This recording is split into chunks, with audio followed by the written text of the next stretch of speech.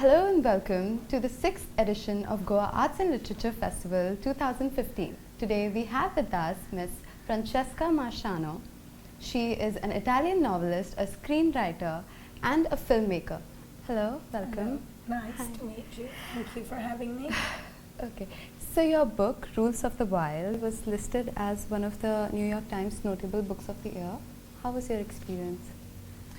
Well, that was the first book that I wrote. I've been writing films for a long time, and at the time I'd moved from Italy to Kenya, where I actually lived for almost 10 years. And during the last 5 years of my life in Kenya, I'd stopped writing films and I was doing documentaries, which I shot in various parts of sub-Saharan Africa. I'm sorry, but I got a cold today. So I think that the contradiction of being a white person in a country that had a very strong colonial past, which was still present at the time. This was the mid-90s, and at the same was living Kenya, and anybody that arrived in Kenya at the time and even today came wanting to have the experience of beauty, of wilderness, of being out in the wild, of going on safari.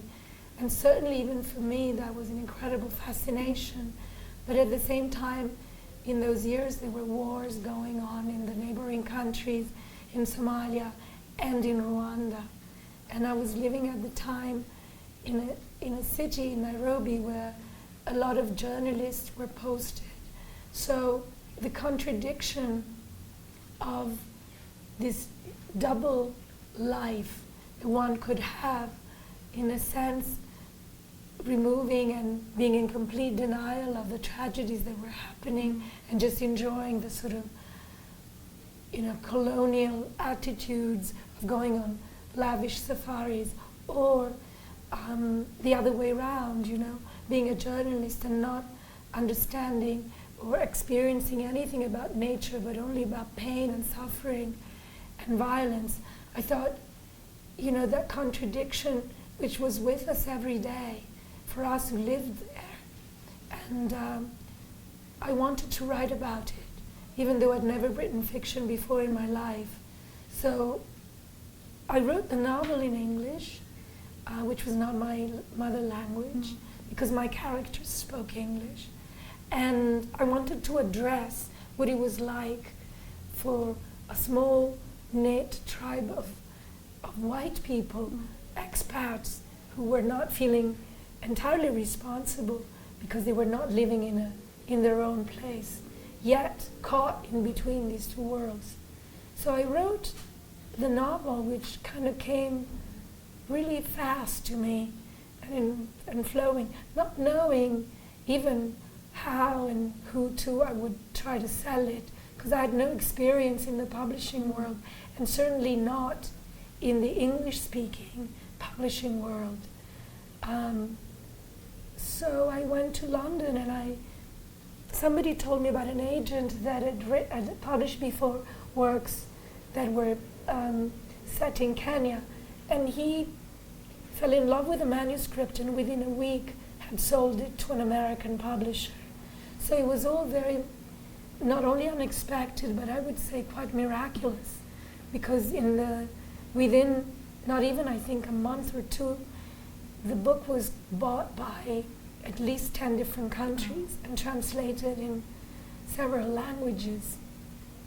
And so when it came out and it was reviewed by the New York Times, and it kind of propelled me into being an author in a way that I really hadn't expected, and it was all very sudden and extremely exciting. But at the time, when I started, I really did not expect anything like that to happen. So when you write for films and TV, you use your native tongue, and when you write literature, you use English. What's the reason behind that? Again, because of what I just explained, how my first book came out in English because it was the language of my characters. And then finding a publisher in the United States meant to acquire also an editor. Okay. And this editor and I have been working together now for 15 years. And she edited my book and helped me revise it, and was an extremely important, person for me as a novelist.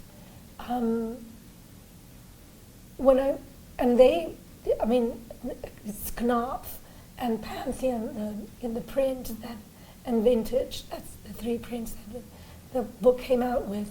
Anyway, they asked me to write a second book, and clearly I wrote it in English because they were my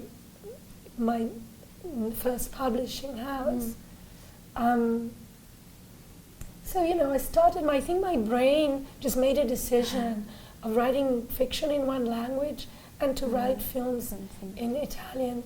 And ever since that happened, I haven't been able to switch. Okay. So I think the brain makes its own calculations that remain very unconscious. So there isn't really a conscious reason. It's all very mysterious for me as well. But I think for you in India, you also speak so many different languages. Yeah. So I think this is probably something that you also have. You have a mother language and an acquired language. And sometimes the acquired language is the language that you learned maybe in school or as a grown-up. And it becomes, at least for me, English has become the language of my adulthood. Yeah, and it does happen. And in a way, it's the language in which I've expressed myself as an adult, whereas Italian is my childhood language, is the language of my parents. And I think for an author, the best thing that can happen is to have a language, whichever it is, in which you feel freer. And I have a feeling that the second languages sometimes are the languages in which we feel freer, because it is not the language of our family and parents. And in a way, we all need to rebel to become grown-ups. And so what's better than betraying your mother language, really? So have you ever experimented writing in Italian? Would you ever like to write in Italian? I write in Italian every day because I write films. Okay. So my writing habit is in Italian, really. Yeah, but like for books, do you? No. No? No, because as I just said, Yeah. writing in English has ridden me of certain inhibitions. And I find that in order to write, as I said, the freer you are, the better you feel. You can't have your, people really close to you, as your parents say, or your husband or your boyfriend, on your shoulders as you write. So having another language makes you feel like you're alone in a room where nobody that knows you is watching you. And I think that is a privilege, and that's definitely, a vehicle that I intend to use. Her answer actually makes a lot of sense. I didn't think you would be giving this answer. Films and literature are two very different mediums. So how do you exactly grapple between writing for them both? I'm unable to do both at the same time because they require such a different state of mind. When I write films, which I do most of the time, I'm always working with other people. I rarely, actually almost never, write a script on my own. I always have co-writers. So my life's very different in the sense that I always have meetings every day with at least 2 other people. Which means, we're always in the company of each other and we throw ideas at each other. So the material is born of the discussions that we have. And this can last for 6 months to a year. So it's a long process. So we establish relationships, we become like a little family. Writing fiction requires solitude, and you're the only one in control of the material.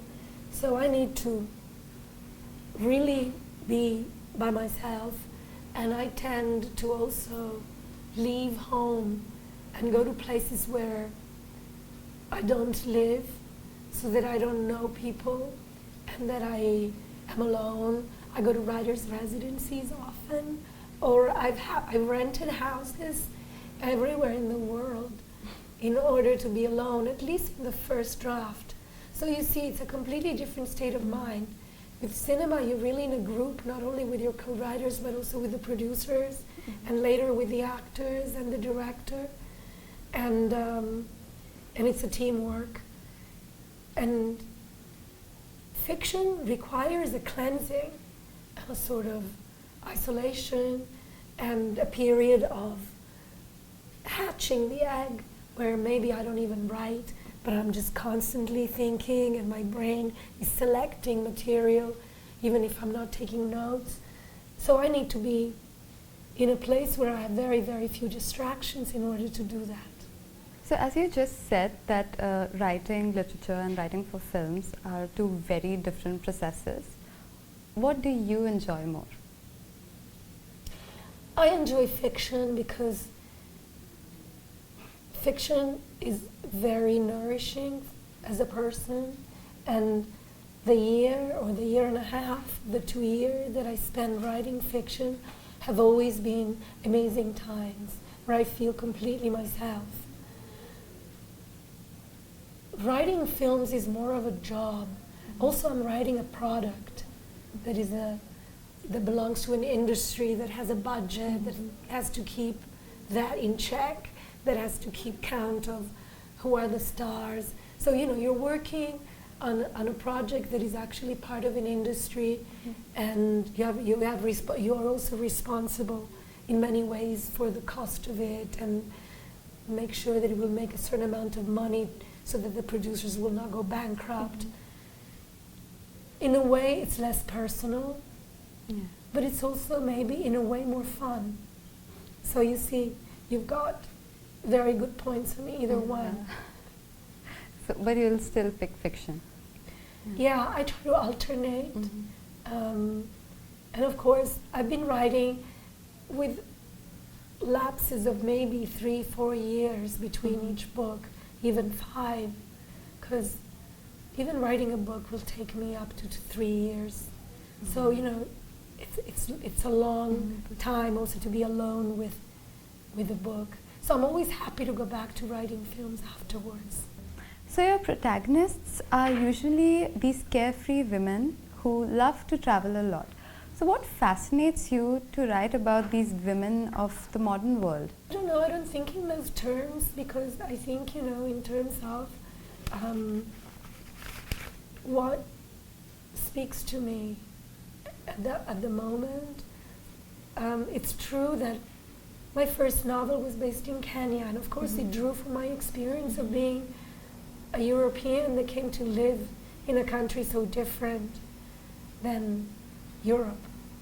And so all my experience of adjusting and understanding what it meant to live as a white person in an African country, and, you know, with all that sort of chaos and contradiction going on, was very autobiographical in the sense of the feelings that are in the novel. My second novel, Casarosa, was set in Italy, and it was the story of a family, in kind of a family saga. And I think that that was based more on my own roots.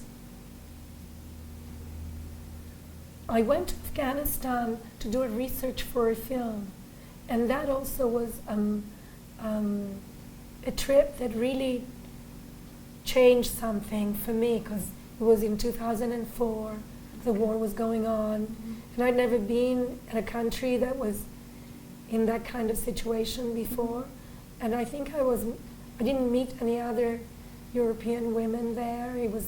Everybody had guns, and the army was there, there were bombings, it was very dangerous to be there. And so when I came back, I thought I wanted to write about what it means to really be a woman in a country at war, and what I had felt being a woman among all these men who I met in Kabul, who were spies, consultants, they said, but actually they were spies or soldiers. Everybody had guns. And that kind of violence that I felt made me realize that really if you don't have guns or money in a country at war and you're a woman, you count zero. And I thought that that was the first time in my life that I really felt completely deprived of all the things that made me feel like I was an independent woman capable of doing things. Suddenly I was incapable and totally dependable on men that helped me, from my driver to the fixer to the bodyguard. You know, I knew nothing. And I wrote a novel which has as a protagonist a young woman photographer and a woman journalist who go to Afghanistan. And my last collection is are short stories. It's a short story collection. And there are 9 stories, and each one as a protagonist is a woman. Yeah. And I think that what ties them together is the feeling that all these women are on the edge of some kind of change, or maybe it's a kind of transformation. They're all away from home, either on holiday or traveling for work or for pleasure, or they've moved to another country for different reasons. So they're all foreigners in the reality that they inhabit at the time of the short story. And I think that what attracted me was the idea that when you're away from the familiar, you are at most the most vulnerable, and at the same time you are the most excited and alert. And so that moment for me is very fascinating. I think also as a writer, to be away from the familiar and to be alert and in a way scared, but also excited and curious and adventurous. So I think that these are the things that I like to write about, because in retrospect, these are the moments in my life that have felt more revealing. And I think that each writer has always the same theme that in some way is recurrent, and probably that is mine. So you seem to love zipping a lot. You have traveled across the world. What do you think makes India different from the rest of the world? Tough question, because I've been to India so many times, and every time I feel like I know less about India than the previous time. Because India has so many layers, and also so many paradoxes. And once you think, oh, this is what is happening, the opposite reveals itself. You think, oh, women are really oppressed, and then you find that women that I've met are so strong, and most of the activists are women, and so, you know, political figures are women. I keep meeting women that are so strong and empowered, and I think so everything is the contrary of what it seems. Also, what I find unique in India is that it's a country that is lunging forward, but it also has so much past and tradition that is still so embedded in the DNA of people, whereas in Europe, I think we have, and we are still shedding off a lot of our past, maybe because unlike here, we feel burdened by it, burdened by too much history, at least in Italy. You know, Rome is a city that is built on top of a city, on top of a city. We cannot even have a metro, because the minute you dig, you're like, there is like a Roman imperial house underneath. So we're sitting on top of our own history. And that, at least we feel sometimes, is a heavy baggage.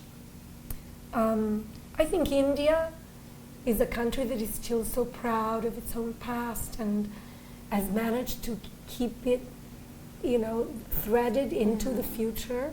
And I don't know how to explain it and if it makes any sense. No, it does make sense. But I think it's what I love about the country is that I see the future and the past always walking together. And I think that there's probably no other country like this. I don't know much about Japan. I've been there only a week.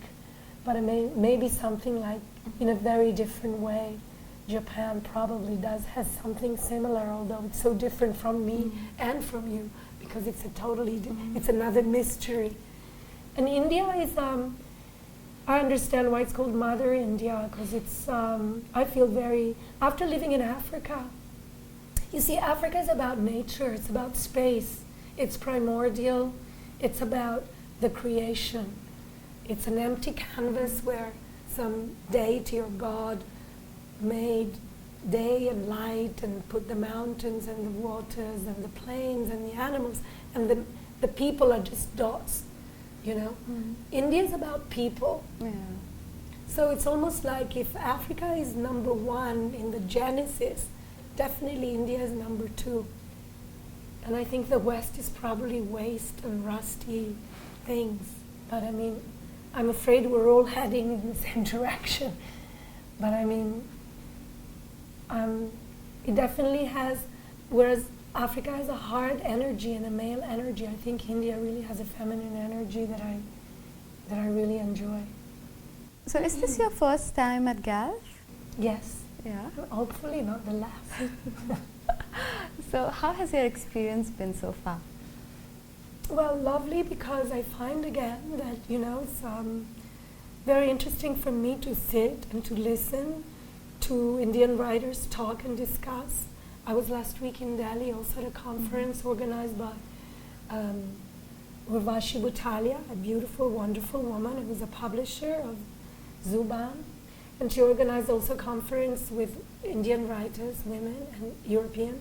And here I've been listening to other writers, men and women, and I'd love to come back to have this experience again. Because for me it's very important to also be listening rather than talking, and to get into, you know, it's easy to be a tourist here, and this is what I don't really like to be. So to be invited here as a writer and to be able to have a dialogue with other colleagues like me, it's a great opportunity. Thank you for your time. We wish you best of luck for the future. Thank you for having me. We are at the 6th edition of Goa Arts and Literature Festival. Stay tuned for more updates.